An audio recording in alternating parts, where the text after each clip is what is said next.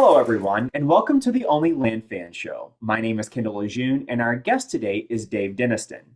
Raised in Southern California and somehow made his way to the sometimes frozen tundra of Minnesota, Dave Denniston is a podcaster, financial advisor, land flipper, and tax lien investor. He's also the host of the Land Unconference and other land mastermind events. Dave, thanks so much for joining us. How are you today? Kendall, doing great. It's a beautiful day here in Minnesota. Summer is here. We're not frozen, stuck inside. At least I'm not. Hey, it's a good day. Love to hear it. So glad that you're joining us. I've been wanting to have you on the show for quite some time, so it's an absolute pleasure to have you. So let's just jump right in. Tell us, how did you get started doing land deals? Yeah, if I go back in time a little bit, my wife and I had our youngest daughter, Evangeline. She's our little miracle. She was born less than a pound when she came into this world. She was 12.4 ounces, 23 weeks in gestation. And I got inspired going through that process where we were in the NICU for 5 months after she was born to go and help out doctors. And so my financial planning practice, which now is 20 plus years old, really around then started specializing in physicians. And as part of that journey, I became an author, started a podcast called The Freedom Formula for Physicians. And a few years into that process in 2017, Mark Podolsky came on my podcast. And so I was like, man, all this apartments and syndications and all this rental houses, none of that stuff appealed to me. But being a finance guy, I was like, flipping paper, that makes sense. And when Mark talked about 400 to 600% rates of return, I was like, no, that's not possible. Truth is, you probably oversold it. All right. Like, it's not really that much when you take into consideration various costs, but still, it was great. Got plugged into that community. Matter of fact, I see someone that started around the same time that I did here on the podcast. And we walked through that and really just went all out. In the financial planning world, I'll tell you, it is hard to get clients. And it is a very competitive, difficult industry. And when I got surrounded with people that were supportive and got plugged in the community and saw all the people that wanted land, I was like, shoot, we got to do more. And so I've just gone crazy with building a team and doing lots and lots of deals. I love it. So what just dramatic start, right? What an incredible set of circumstances that sort of set you up for this and to propel you into this. My gosh. So how did you learn? Did you have mentors? Did you have coaches? What was that like for you? Yeah. So I mentioned I started out in the Land Geek community, which was great and a good start. I had a falling out with Mark Podolsky, which kind of set me on a path of trying to get other mentors and coaches. And so ended up coming across, of course, Seth Williams. He's been on my podcast a few times, and he's been a great friend and mentor. Got plugged into Land Academy and gone through their stuff. Surrounded myself, Justin Sleva, I consider him a good friend too. And just really listened to a bunch of podcasts, just like this one, to soak in a bunch of knowledge and then try stuff. You mentioned in the introduction, tax liens. That's something that very few land investors do.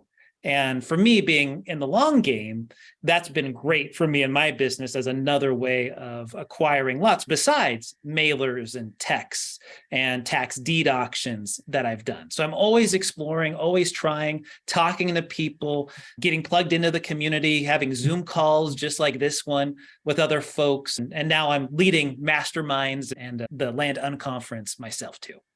I absolutely love it. I would love to hear more about the Land Unconference. I'm sure many of us would as well. And so I definitely want to get to that in a minute. Before we get to that, however, talk to us a little bit about what was your very first land deal like? Yeah. So for those that don't know, the Land Geek model is very heavy on terms. So we have two basic ways of flipping land. You either sell it for cash or you sell it for terms, meaning owner financing.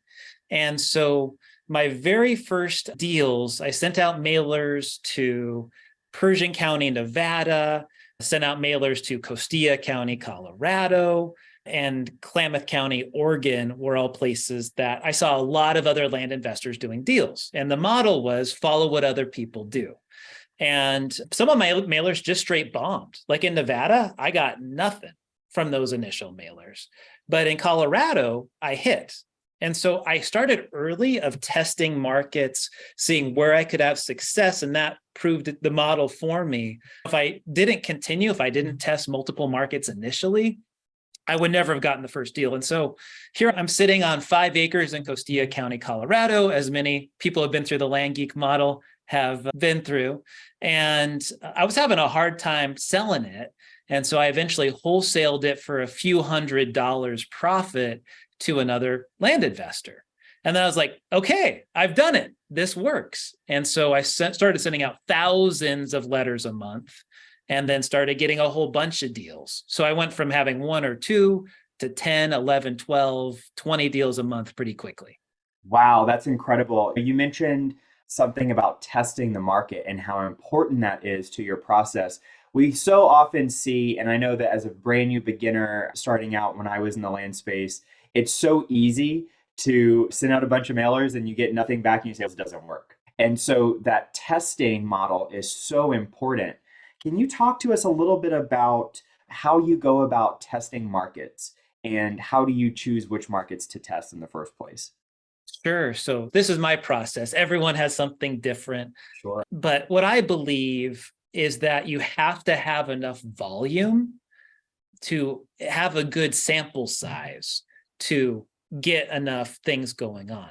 And certainly some folks are constricted by budget. In my particular case, at the time, I was saving a few $1,000s a month. And so I was using that money for my mailers. And that was outside of the land business with my normal financial planning business. And so I was able to dump in a few $1,000s a month into mailers. And so my goal was, hey, these are some areas that seem to be good. I'm not going to put all of my bets in one place. Let me spread out a bet here, a bet there, doing the best I could with what I felt pricing would be. And now today, if you look at what we do, we're probably mailing 10 to 15 counties at one time. So I'm not mailing one county in one state. I'm mailing multiple counties in multiple states. Today, my budget for mailers is probably more like 20 to 30,000 a month. As a matter of fact, I'm about to step it up even more, which will lead me to do more testing. But you have to have a large enough sample size. 200 mailers, 500 mailers, 1,000 mailers. Today, I would say even 2,500 mailers isn't enough to have a large enough sample size to try multiple markets and do multiple things. Yeah, that is a great piece of information right there. I know it can be so tempting to say, I sent out 500 mailers and it didn't work. And so that's a bad market, right? But I love that idea that you need a much larger sample size to be able to tell if this is actually going to be a viable market for you.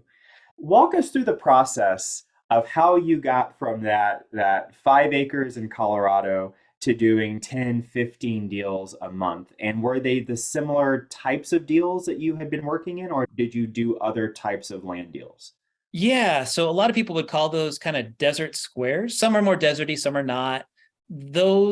So what I found out initially and what I wasn't told was how much work this business is. So many people love to talk about passive income. There ain't nothing passive about the land business. Nothing passive about it. And I found that out quickly, but I loved it still. Even though it wasn't passive, I was like, things are moving. This is fun. Closing deals, seeing it go from a buy to a sell. And so I started hiring people. And one of the things they teach in Land Geek that I think is really good is you want to figure out what you hate and push that onto somebody else. And so what I hated initially was Craigslist and Craigslist ads, which was a typical thing they taught, which for me didn't work at all, honestly. Got a few sales from it. I hate Craigslist. We're probably not touching it ever again.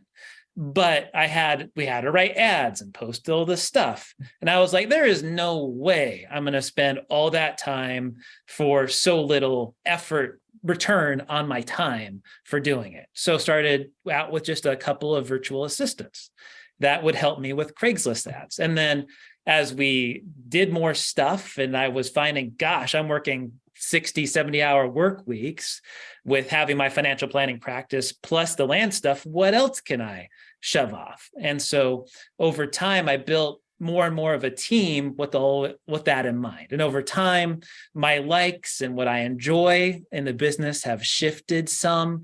Now, today, as we sit, we have 450 properties on terms that are paying monthly. And we get a whole bunch of cash deals as well. And we're moving up in the world. But initially, it was, let's add a couple of people to the team. And I kept adding, which meant my net income to me was less, but I was saving myself the time. Excellent. Yeah. So many great nuggets to unpack there just about your journey of scaling, which is just really cool to hear. So I'm assuming you're not doing very many desert squares anymore these days, or are you? What's Well, your yeah, actually, so back in 2021, so 2.5 years-ish ago now, I participated in an online Mojave County tax deed auction. At this auction, there were 10,000 properties for sale. And my wife and I go on vacation to Texas. We were in Galveston and we're hanging out there, and the auction is going on at this time. And so we did due diligence on it. I had virtual assistant scrub various things for me. We got the 10,000 down to 3,000 properties we would like. I bid like a madman on vacation. I was sitting there. My wife was giving me dirty looks as I was doing it. I was like, babe, this is the opportunity of a lifetime. We're going to do this. And we ended up winning 350 properties at that auction. And those are all desert squares. Mojave County, very arid, very deserty, close to Las Vegas, a few hours from Phoenix. And so I wholesaled quite a few of those off just to get some capital back. And as I partnered with various people on some of them, and then the rest I kept. So I had 275 in inventory.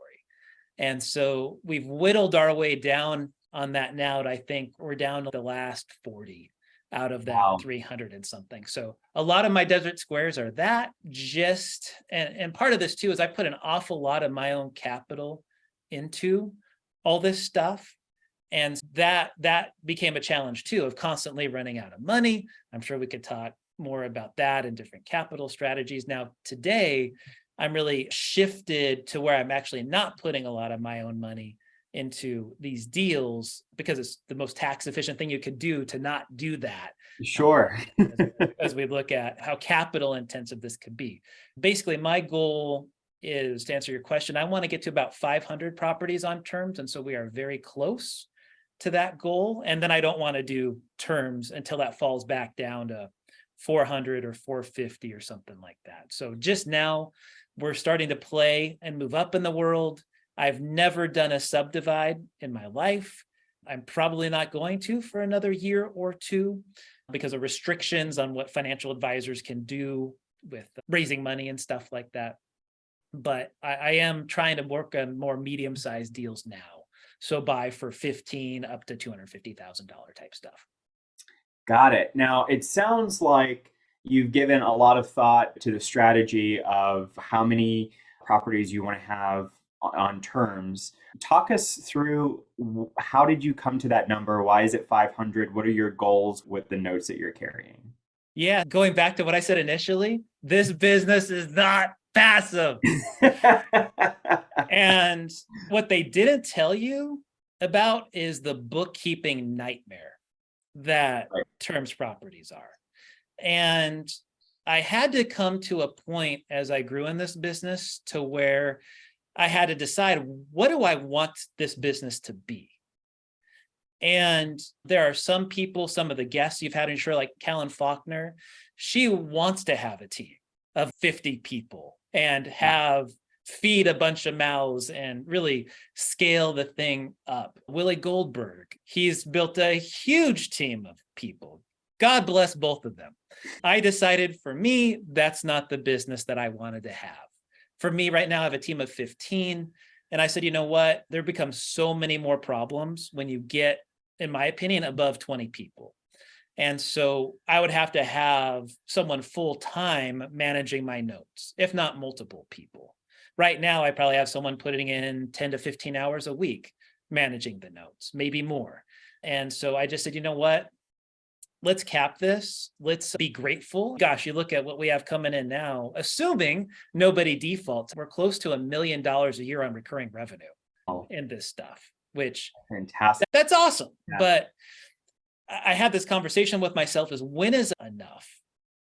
And for me, that number, as I looked at our books and the time and the bookkeeping, all that stuff involved with it, 500 seemed to be a good cap based on the current workload so that I didn't have to keep on hiring more and more people to deal with the volume and stuff we're trying to do.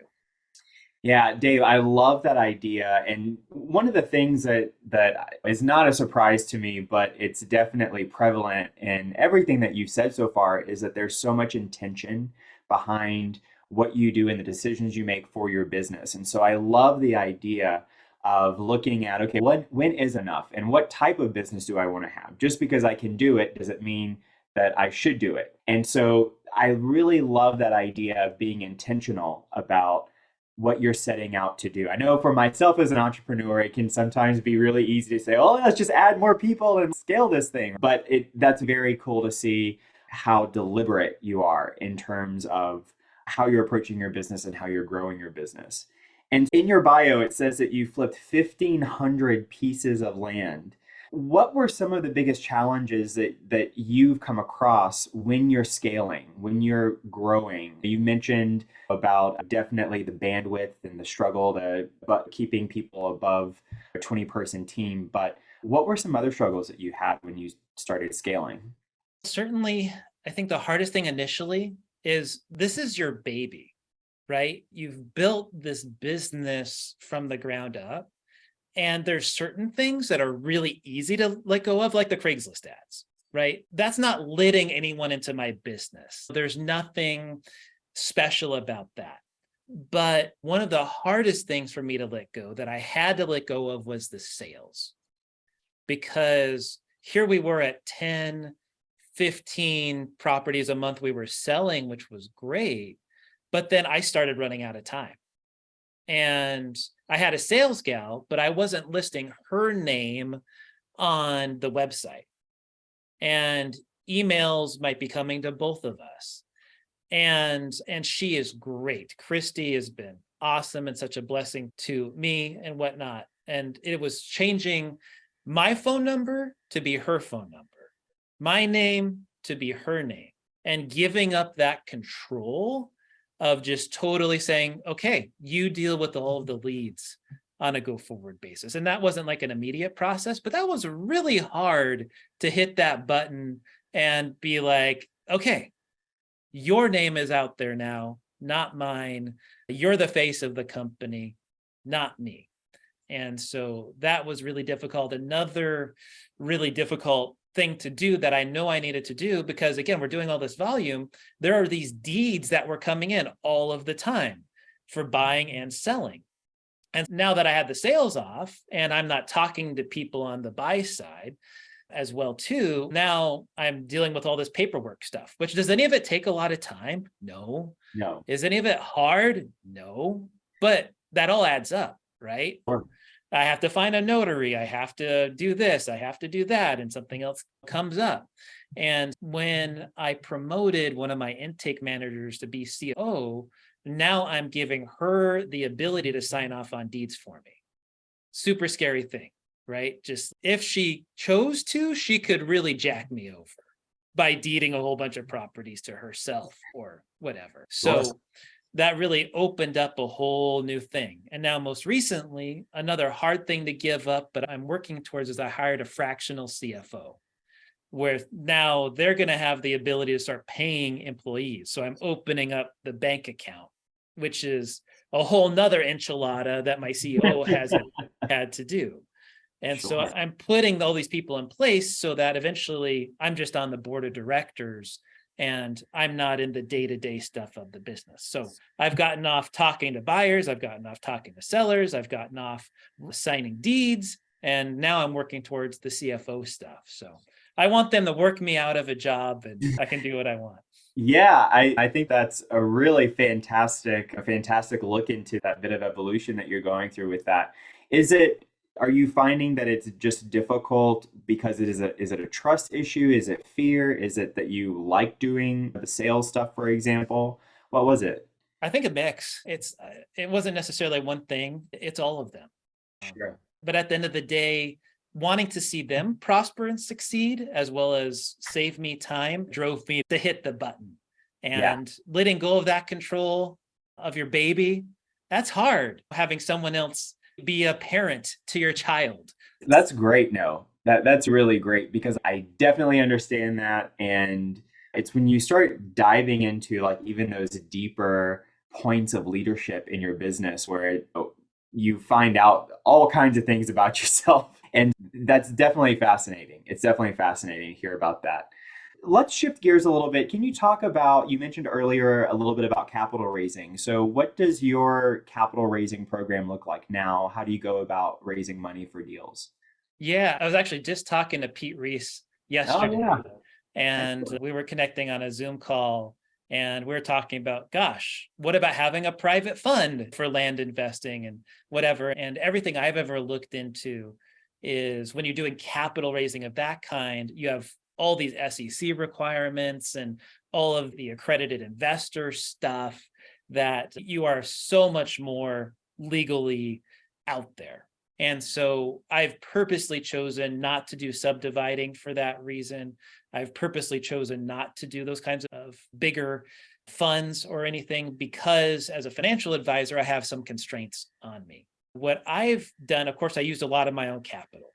Initially, I tapped some 0% interest rate credit cards in order to fund some deals. So Nice. you could go to a site like NerdWallet, for example, and if you have a good credit score, you can get credit. And so initially it was credit lines of like $13,000, $15,000, $16,000, which then I could borrow up to 80% of that. And I have a line of credit at the bank. So I'd tap the line of credit at the bank and I'm paying at the time 6 or 7%. And then I would do a balance transfer to the 0% interest rate card, which maybe I'm paying a balance transfer fee of 3%. And I have 18 months to pay it back, right? So I'm buying Love it. myself time. Yeah. And that was super easy to do. But I ran out of capital because I'm doing all of these deals. And I tapped my 401k and took out a 401k loan where I'm paying myself back plus interest back into my 401k. And it's very easy to do. I highly recommend it for someone that has an established business.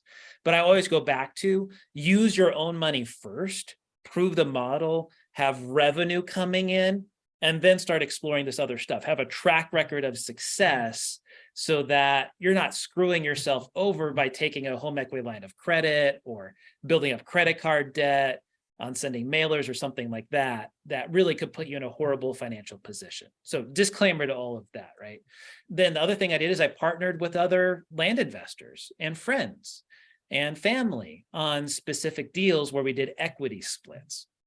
And so this created a bookkeeping nightmare for me on keeping track of all kinds of things. This is one of the things I've had to let go in the last couple of years. And now the fractional CFO is going to be overseeing that whole process, which I'm so glad to get that off of my plate. And really, in the last couple of years, I went through some other stuff like, oh, what's the name of that company? There's basically a company that helps you shop out among a whole bunch of credit cards and establishes credit for your business. Cool. The name's not coming to me off the top of my head right now, but basically I got a whole bunch of corporate credit rather than personal credit. And then I was able to tap that. And now today they're like revolving credit lines where I can go and tap that money now too, which is like another 50 or 60 grand. PayPal has a great business loan program that you can get money that way too. American Express has something called the Blueprint that they have a great line of credit now as well. I've been using all of these tools to increase my business. There's now today in the land space, there are some hard money lenders. So if you have an established business and you're doing the blue ocean type properties, or what does Justin call them? The bass boat properties, you can easily find someone now to be a hard money lender and then you don't have to pay a single cent. So to me, in my business today, I'm trying not to do any equity partners type stuff because you're often giving up 30, 40, 50%, and instead do hard money lending where maybe I'm paying 15 to 22. So with no payments owed. And then you could use something like the 0% for credit cards or credit lines to pay for the mailers. So it makes your business incredibly cash flow efficient and tax efficient, assuming that you have a great business in place and you're able to sell properties relatively quickly so that the risk is relatively low to you. Yeah, that is fantastic. So many great tools in there and so creative in terms of like how you're using that and leveraging those various tools to make it work. I love it. I love it. That's super, super brilliant. Shifting gears a little bit, where do you see the market going now? And how have you adjusted, or what adjustments do you plan on making to thrive in the upcoming market shift? That's the $1 million question, Right? right? I think, and this is just my 2 cents, we have seen the market shift. If we look at some of these terms type Desert Square properties, they've sold really well through, I would say, about a year ago. And if you look at Costilla County, where San Luis Valley Ranches, Rio Grande Ranches, some of these big subdivisions, when people and I started in the space, you could buy them for $800 or $1,000. 5 acres. It was awesome. We turn around and sell them for $3,000. Those same properties at the height during the pandemic, I saw people buying them wholesale for $3,000. So essentially, you're looking at a 200% appreciation, right? On the buy side. Today, those things have started to slow down, where I'm not sure what people can buy them for today, but I know that on the sell side, the price has started to come down. And I think as much as those things went up, they're probably coming down. I think certain areas like Texas, Florida have been so uber hot and probably will be in the short term.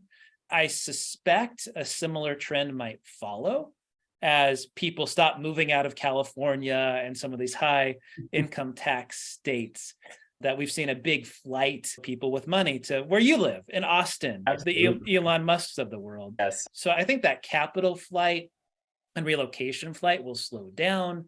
So I suspect some of those markets will start to change. I think in the long term, water is such a huge issue. You look at Arizona, Texas, there's going to be some big challenges around water and how that happens. I would be in the long term more concerned about places like a Mojave County, that the Colorado River has been drying up. Luckily, this last year, they got a big influx of rain. I'm no climate expert, but that's something that concerns me. Who knows? Maybe it'll come the new rainforest out there. I don't know. But Would be nice. I think the water issue is a big deal. I think in this industry, so much of it has been focused on the Smile region, being, if you think West Coast, then draw a straight line through to Florida from the bottom of California, in particular, kind of that L going up maybe to the Carolinas. There's been so much focus in this business on those areas. I think many of them are oversaturated now with land investors. And so I think people got to be more creative. They might have to go in places like the Dakotas or Montana or Wyoming or Iowa or Indiana or different places, that Michigan, Wisconsin, Minnesota, that have water, that those kind of things aren't a concern and they aren't being overran by people getting 15 different offer letters. I think the other major change is that when myself and my cohort started 6 years ago, there was less competition in it. There was less capital you needed to come. I think today people have to prepare to send out a lot more letters and send more text messages and do multi-point touch marketing like Callan often talks about. So, I think you're going to have to spend more capital. Margins are probably going to be thinner.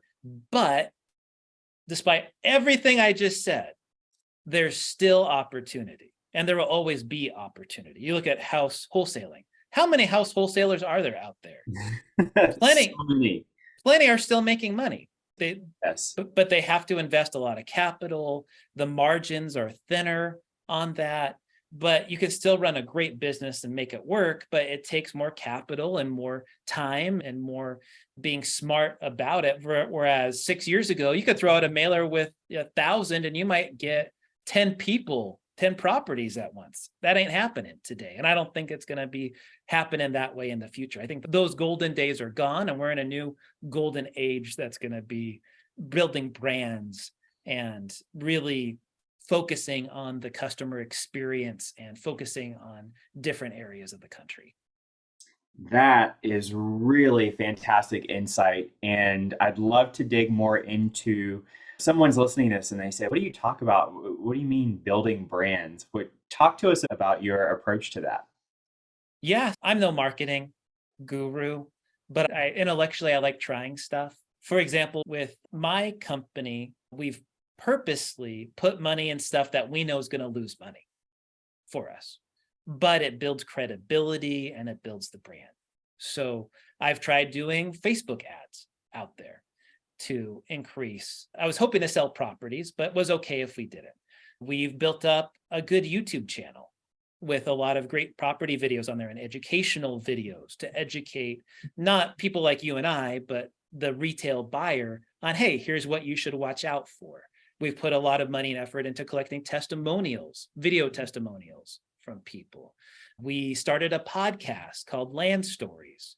That's something else I handed over recently to one of my VAs who's doing a great job of conducting interviews and doing things like that to build the brand and educate people and have free content people can look towards in terms of some of the stuff Callan would talk about. Think about retargeting people that visit your website, right? Knowing that, hey, we are a company, we're a family-owned business, but we are legit, right? You have to prove we're better than the next guy. We're not a scam. Here's a free ebook. Here's a free piece of content. Here's all of this stuff to build up the trust so that if someone has a decision between us and somebody else, that they'll be like, you know what? These guys know what they're doing.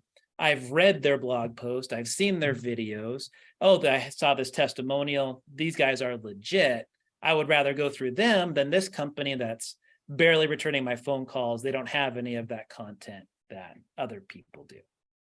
Yeah, that I think has been one of the biggest shifts that I've seen, at least in my real estate career, even just getting started in wholesaling houses, seeing the shift of people really distrusting these larger corporate operations and preferring to work with a local investor. We've seen so many different marketing platforms that start with, hi, I'm a local investor, right? But what you're talking about is this really beautiful packaging and organizing everything so it feels worthy of trust and getting the customer to know and like you and providing value to those people. Because I think that that's the way to separate yourself, at least in our current state of the market, right? Yeah, I think so.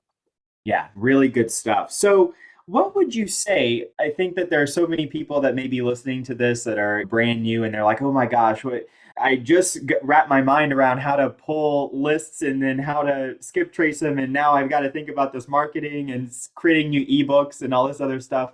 Talk to us about what do you believe are some of the most important skills to have in the land industry? Most important skills. I think if you follow the Land Academy folks at all, I think really you look at there's two different personality types often. You have the data numbers nerd person, and then you have the sales outgoing loves people person.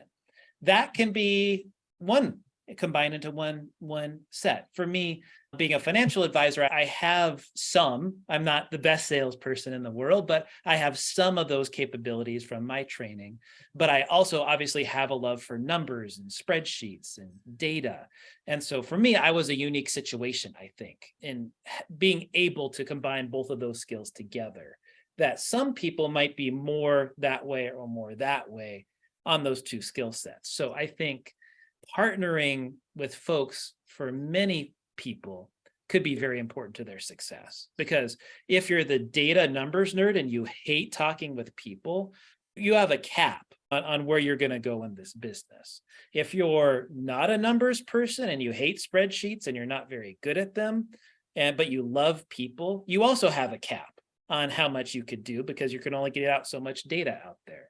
So I really think those are the two skill sets that could be in one person, but more often than not are separate.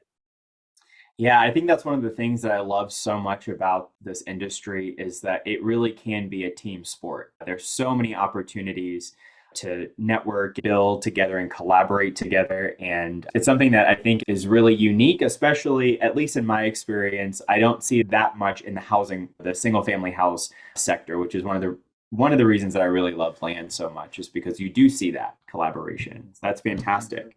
Talk to us about just getting down to some nuts and bolts of your bread and butter deals. What types of deals do you go after? What's your criteria? So today, as we look going forward, Yes. I'm in a different spot compared to the past. So we talked about before, we still have, if you look at genfamproperties.com today, we still have a bunch of desert squares and cheaper properties that are sub $30,000 retail. So we have plenty of that stuff still, but on a go forward basis, in terms of what I'm looking for now, we're going down the route of working with realtors more, really targeting a minimum of $10,000 purchase price and going all the way up to $250,000, kind of in that range. It's going to be the bass boat type properties. They're going to be nicer properties, probably, that have generally electricity available on them. There'll be larger acreage in general, probably.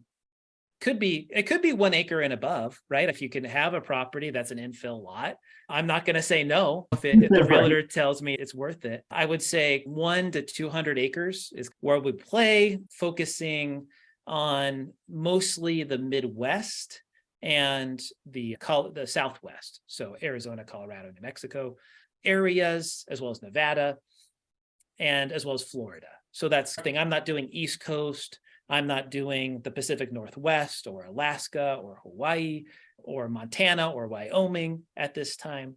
But who knows? I would love to be able to have a deal in every single state eventually. Yeah, that would be cool. That would be pretty sweet. Nice. And you mentioned mail earlier, but talk to us a little bit about what's your preferred marketing methods, or what's your marketing funnels look like now? It's people might be listening to this and listen to some of the past stuff I've said.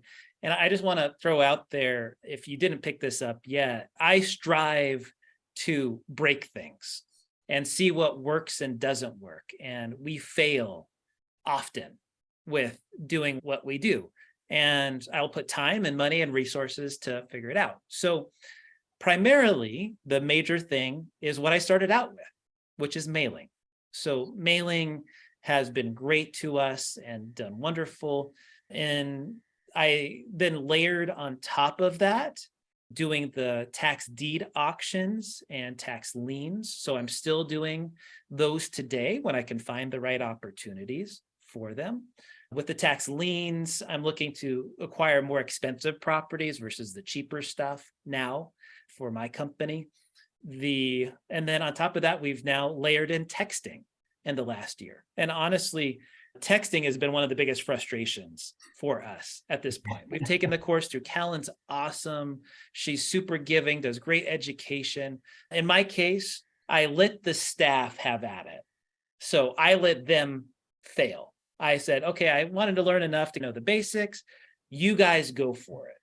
I told my COO, it's your job to learn this. And frankly, I throw projects like that all the time. We've been developing our own database. So we're at the point of turning that on now. And so she's had that on her plate. I've been looking at shifting the our terms platforms from Moonclerk and Zimple over to Your Land Loans. And so there's all these projects I throw at her, and the poor gal's overwhelmed. And I'm now taking back the texting and getting heavily involved with it, because I know people, that's all that they do. Sure. All they do is texting. It's not just one person. I've talked to 4 or 5 people that all they do is acquire stuff through texting, and we've sucked at it. We've acquired a few, but it's not paying for itself. And we're going back to the drawing board with that and revisiting it. I'm getting some help from friends and that are doing it to try and figure it out, hiring more people to try and specialize in it, since my staff is currently too thinly stretched to do it well. And I want to add in ringless voicemails. I want to add in cold calling. We're going to be doing some retargeting of people here soon too. We ain't done yet. We're a work in progress, and we'll just keep on marching forward and trying new things and figure out what's working and not working and adjust. Definitely. I have to tell you, one of the things that stuck out the most to me in that was that you strive to break things and that you fail often and that you embrace that as part of the journey. I think that, at least for me, it can get really overwhelming when something's not working and it's okay, then I'm losing right now. But it's actually part of your process. Again, coming back to that being intentional and deliberate, finding out what works and what doesn't work. That is really incredible. And yeah, that just resonated so much with me. How else have you seen that manifest in your business? Not, we just talked about marketing for a little bit, but where else do you strive to break things in your business? Certainly on the selling end, I've hired different salespeople, for example. Hiring is a big thing in terms of, hey, how many people can I add in? How can I continue to stretch and challenge myself just financially with, I mentioned the debt stuff earlier, right? How much can I stretch myself with capital and still not put my family in danger, right? Sure.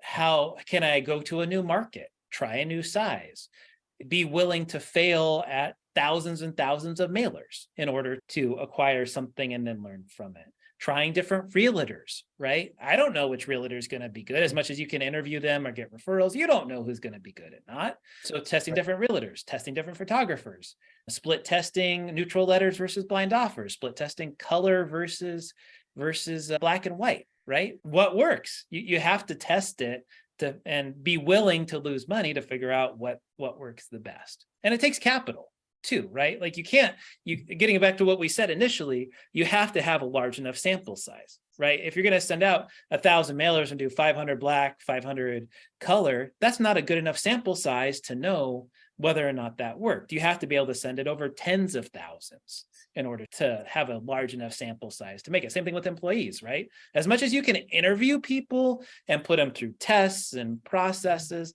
until they're doing it, you're not going to know.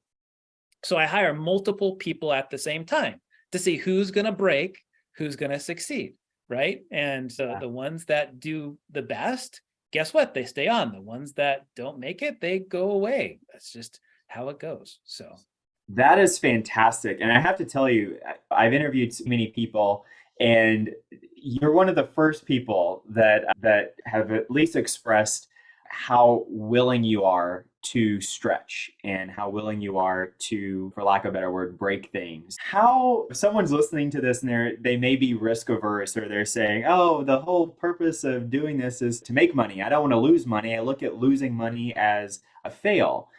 What would you say to those people, and how do you reconcile that in your mind? yeah, I just want to give a shout out to everybody that has a W-2 job and does this on the side. Hard, That's so hard. hard. I feel so blessed in being a business owner to begin with, that I could work when I want to work, right? Like, I set my schedule the way I want to set my schedule. If I want to block out a whole day to do something, I can do it. Like on Monday, I blocked out a whole day for my wife's birthday. I didn't have to ask anyone permission to do that. Love it. If I want to work on the land business for half the day and the financial planning for the other half, I can do it, right? So I am blessed with the ability to do that. And everyone has a different situation. Everyone's going through different things. And I would just encourage people, maybe you're feeling conservative, maybe you're feeling unsure about these things. You go at your own pace. You might be hearing me talk about how we started doing all of these deals, and you're like, oh, I want to do that. That may not be your path. You might have to send out 1,000 mailers a month or 2,000 mailers a month. And just doing that might stretch you. like what we were just talking about. And Right. that's okay. There's nothing wrong with that. It's just, you have to have the spirit of, I'm not going to give up, which if I were starting today, it's a lot harder of an environment to have that attitude in. Before, you could spend relatively less capital and you could get results. That's not necessarily the case today. And you have to have more of that, I'm going to grind it out attitude until I have success. And you might even figure out, guess what? It isn't for you. And that's okay too. But you have to try. Otherwise, you're never going to know. And so I would rather you scratch the itch than never scratch it. And just like with anything else in life, the 80-20 rule is at work.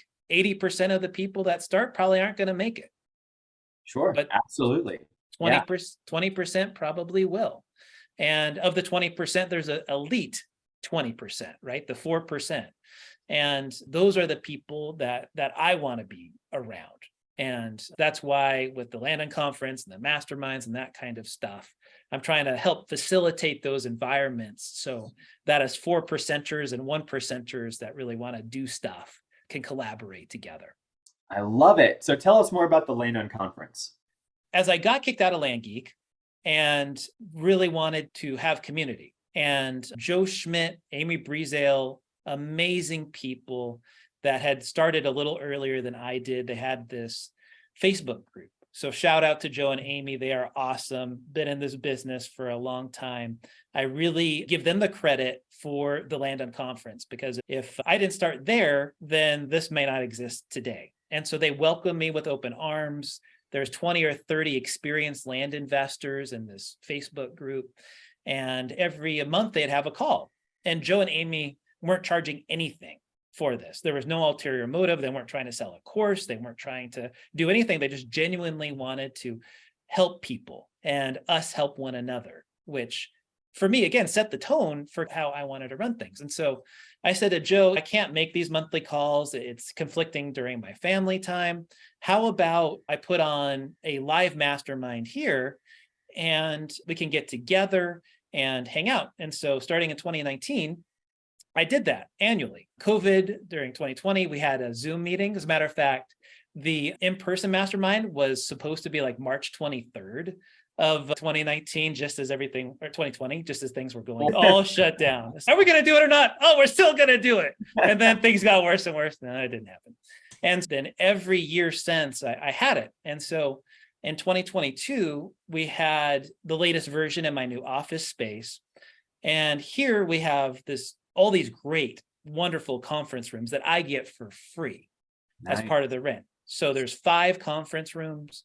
And I was at this group. Callan Faulkner was there, and Ajay Sharma was there. Drew Haney was there. Joe Schmidt was there. Some really great land investors, Yasir Lillingston, Andy Rouse. And I asked these guys, hey, on my hot seat when I was doing it, what can we do to expand this? Because we had a 2-day thing. So we were together in a room for 2 days, spending time with each other, breaking bread with each other, sharing intimate things with one another in terms of what are we struggling with. Literally, there were tears in the room at times. People just being vulnerable and open. And I didn't charge anything. This was completely for free. I just enjoy being in that kind of setting. And so I said to these guys, okay, how can I expand this? And so I think it was Callan who actually helped me come up with the title of the Landon Conference, because I didn't want it to be an experience for people where they are getting talked at.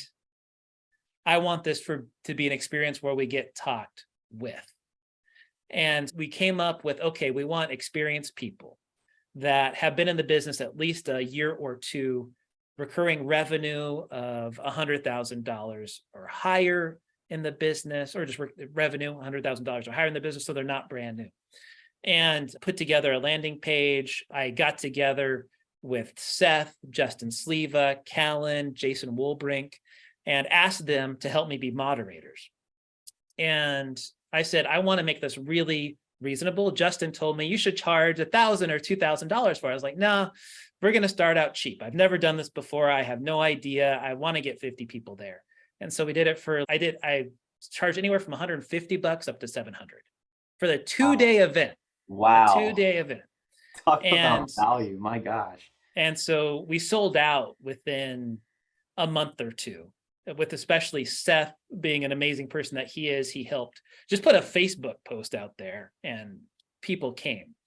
And so I feel so lucky to have the partners that I did, because I couldn't do it myself. I had to have help in running it, and they gave me some great ideas.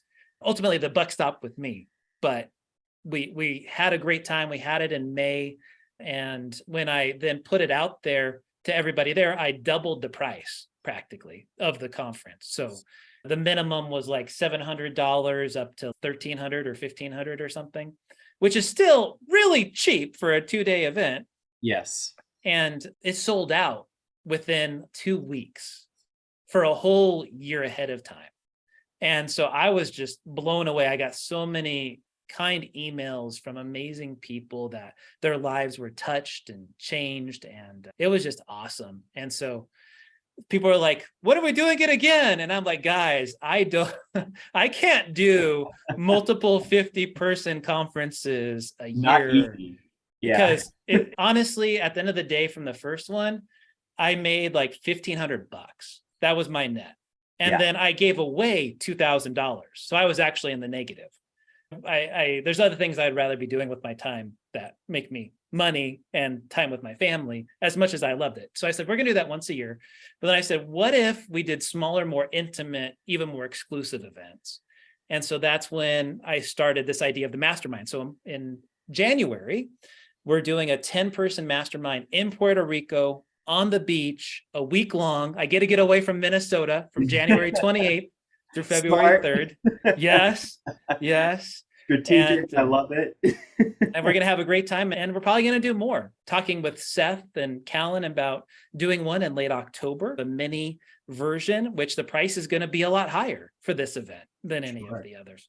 We're talking about doing a trip to Italy together and getting a mastermind around that. So we're going to do some really fun stuff and get some great experiences, learn from one another, and have that top 4 to 1% of land investors really congregating in the Land On Conference is meant for the 50% of people that range from $100,000 in revenue to millions of dollars in revenue.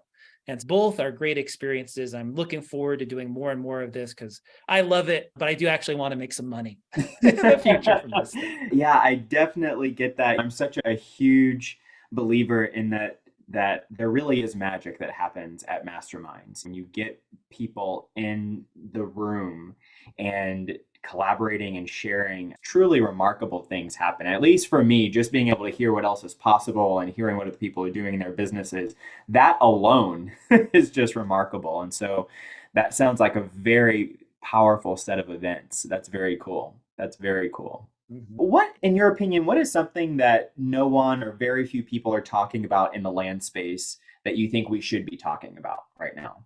Gosh. I don't know, man. The industry's grown so much. Before, I had a question about how you do subdivides. Now there's multiple people teaching how to do that Right. stuff. So it's a pretty penny to pay for those programs. You can learn how to do it. So that box is checked. People are teaching minor splits. People are teaching more expensive properties. People are teaching terms. Gosh, there's people teaching entitlement changes and stuff now. I mean, there's so much to learn in this niche. It's crazy.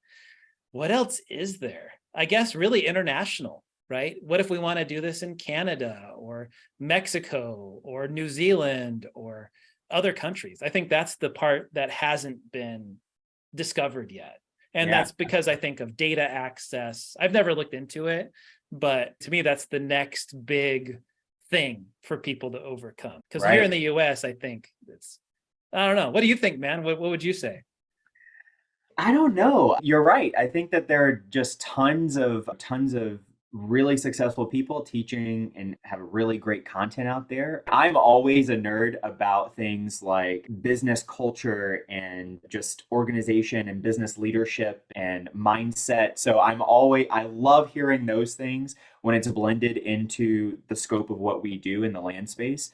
And I never hear enough about that. I could listen You to are it all day. right. You are absolutely right. There is not specific courses and coaching on leadership in land. No, I think that's huge. And that was actually some of the focus of the Land On Conference as we talk to people. Love it. I think there's bookkeeping stuff out there. I think financial planning and taxes for land investors, I would point out, is another area that is sorely in need. Obviously, that tails into some of my other business. But as far as I know, nobody has a course, nobody has a coaching program specifically around that for land investors. What else? There's bookkeeping stuff. I don't know. Yeah, leadership would be great. Someone should do Good that. stuff. I vote Yeah. for you. What's that? That needs to be your course, Kendall. That Leadership needs and to be land. my course. I was talking with Callan about that because we have a lot of similar interests in that area of leadership, and so we could geek out about that kind of stuff. I'm happy to do that. Maybe we'll do a mastermind where we're just come and geek out about leadership stuff. Totally. That'd be awesome. I love it. So, what would you consider to be your superpower? I think what I'm really great at is organization. I think that's probably, I'm not the greatest salesperson in the world. I'm not the best data person in the world, but I am really well organized and very strategic on how I go about the business. So I'd say those are probably my top two. I don't think I'm even an amazing leader. I think I'm a good leader, but I'm not a visionary or inspirational type person. That's not my shtick. But I do care about people Sure. and care about my employees. So I'd say, yeah, probably organization. I'm really great at follow up. That I really pride myself on, hey, if someone reaches out to me, I'm going to try the best I can to get back to you within a business day. And that is rare. That is so rare. Wow. Yeah, that's fantastic. I love that. And do you have any favorite entrepreneurs or business owners, real estate influencers that you like to follow? Who kind of influences you that way? Today, some of the people that you've already had on the show, listen to Seth Williams, Justin Sleva, Pete Reese, newer in the industry, Jaron Barnes and Drew Haney on their podcast. I listen to who else? Those are all great people with great advice and great hearts with it. I don't listen to Podolsky anymore. He's off my list of Sounds like there's people. a story there. I don't think we have time for it, but there's a story. There is. There is. You asked the question, I'm answering. Appreciate your honesty and candor. I'm not a big rich dad, poor dad kind of guy. I think some of that goes a little too far. So I really don't follow much else outside of land, honestly. Hey, I love it. Yes. So podcasts like this one, gosh, you're picking up so much great information from some of the people I already mentioned that you've had on the show. And I'm sure we'll continue to have great people in picking up nuggets. So I'm throwing your hat in that ring too. Thanks so much. It's definitely a passion project. I love just collaborating with people and listening to their journeys. And I think that there's so much to be gleaned. And I know that in the land community, you mentioned earlier, all of these people have such generous hearts. And I'm just honored to be able to have a platform where I can offer it to them so they can share that. I love that. I love it. If you could go back and tell yourself three pieces of advice when you were a newbie, what would they be? Three pieces of advice. I think don't, and I would say this to anybody else, and we've already addressed some of these. Don't be afraid to experiment. Go big, but stretch yourself, but don't overdo it. And I would say make sure to not forget your family. And at the end of the day, business will come and go. Hopefully, all of us can do amazing things in this business. But at the end of the day, it's just a means to an end, right? And I feel very blessed and lucky to have taken my family through what the land business has provided us, going to Switzerland, going to New Zealand, going to the Philippines most recently. And so don't forget your family and make sure you're investing time and money into them as you go about this journey. That is beautiful. Yeah. Speaking of that end, what is the biggest passion or goal that you'd like to achieve at this point in your life? Where I'm headed is my wife is actually a missionary for an organization called Steiger, Wow. and they focus on global youth culture and do some really crazy stuff. She's the extrovert of our relationship. She's the one that really loves people. I like people. She loves people. And we really have in our hearts that we want to spend some time doing missions down the road. And we've talked about with what happened with our daughter, we would love to be able to build NICUs in places that don't have them, whether South America or Africa or things like that. So we'd love to be in a financial position to bless other people that don't have that ability right now to have the kind of facilities so they can save their kids that right now that they just die in those kind of situations, that we were so lucky and blessed with what we had. I see myself, in order to get there, I have to continue to add to the team and develop the team to the point that I can be on the board of directors and not have to be involved in the day-to-day activity. Right now, despite me handing off all of this stuff, I'm still involved in some of the day-to-day activity of running the business. So I've got to get to the point that I am the owner and not the operator. So we're working towards that. I'm not there yet, but hopefully we're sitting here another year from now and we'll be real close to that point. So That is beautiful. And what a powerful and impactful why. People talk about having the why in your mind at all times, and that's just really incredible. So thank you for sharing that. Before we go, I do want to ask first, thank you so much for sharing so much of your journey and your experience with this today. How can we give back to you right now? What are you currently looking for? What type of connections or resources you're on the lookout for that we can help you with right now? well, I would really, of course, anyone's welcome to reach out to me, whether you have questions of whatever. I'm happy to chat with anyone for 30 minutes. You have questions about the land business, you have questions about financial planning, you have questions about leadership, anything you've heard here today, I'm happy to invest in you and connect and get to know you. I don't care what level you're at. If you're a brand newbie and you're interested in it, or you're a multi-million-dollar land investor or other real estate investors. If you want to connect and chat, would love just to hear your story and what you're about. Outside of that, certainly if you would like to apply for the mastermind events, the Land Done conference, you want to get on the list and be notified, people that are on my list will have the first opportunity before anybody else. So that's why I don't even have a landing page for the 2024 conference, because we sold out. I didn't need to.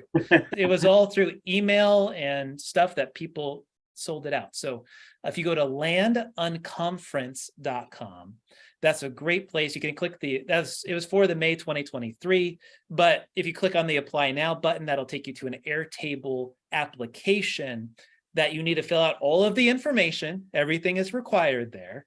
And then you will be in my database so you can know, hey, when is the next mastermind? When's the next thing? So you can have exclusive access to it before anybody else does.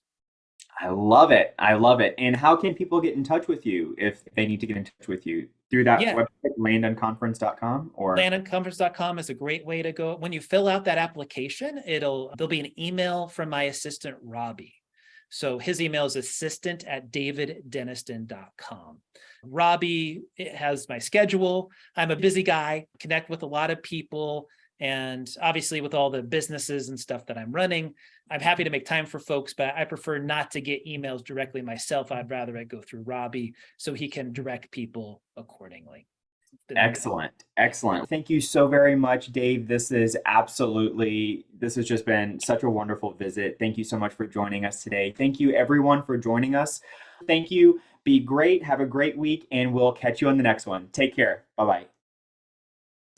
If you're interested in hearing from other 6- and 7-figure land flippers about how they've built and run their businesses, then check out my group, OnlyLandFans, where I do a live interview each week inside the group. You can grab that link at the description below. Until then, be great, have a great week, and catch you in the next one.